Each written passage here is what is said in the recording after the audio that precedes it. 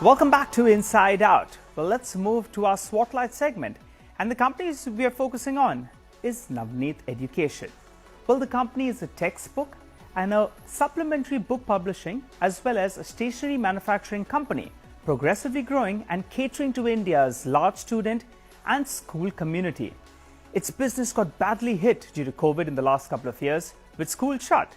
But the company is an unlocked play with a bit of a difference as the kids go back to school.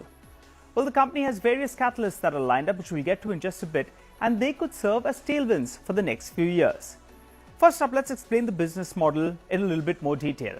The company has two business verticals, namely publications as well as stationery. Its publication business includes both print as well as digital content, and also curriculum based, particularly in states like Maharashtra and Gujarat, and non-curriculum based across the country. Now, pre-COVID, you almost had an equivalent amount of revenue coming in from both these two divisions. The stationery business, though, is skewed towards the high-end and the high-margin export business. Talking about margins, well, let's focus on the margin front. Publishing business gets margins in excess of around 30%, while the blended stationery business is around the low teens, which is aided predominantly by the exports margins.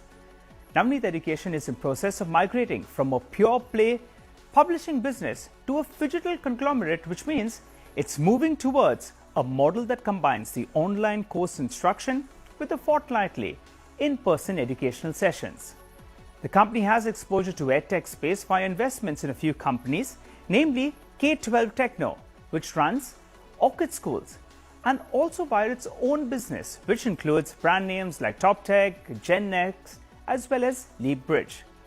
The key drivers for the stock from here on will be implementation of the new education policy, which can give a bit of a tailwind to growth for the next few years on a steady state basis, as there would be a new curriculum framework which will be introduced, which leads to demand as the students, well, they'll have to discard the old textbooks. The timing of this rollout, though, that's extremely crucial. Stationery exports growth, well, that's a key to track, and any kind of slowdown, well, that could hurt them a little bit. The swing factor, though, that could come from the edtech business if it turns around. The management spoke to us earlier in August 2022, and they gave a fairly gettable revenue growth guidance. They're talking about around 1,600 crores of revenues with margins of around 21%, though they indicated that exports have seen a bit of a slowdown. Now, if any of this doesn't play out, well, it will be a bit of a risk. Getting to the valuations, then, the company trades at around 14 times its forward earnings, which is par for the course for a company who has an ROC of around 25% pre-pandemic. But what gives valuation comfort is that it holds a fourth in K12, whose value is around 20% of the company's current market capitalization. Also, if the edtech losses could narrow down, then that provides an additional booster shot for the stock. Well, as we wind down, let's leave you with the key shareholders in the company. The promoter entity, they hold the largest chunk, and you have a couple of other domestic institutions in there that have close to around 10% stake in the company.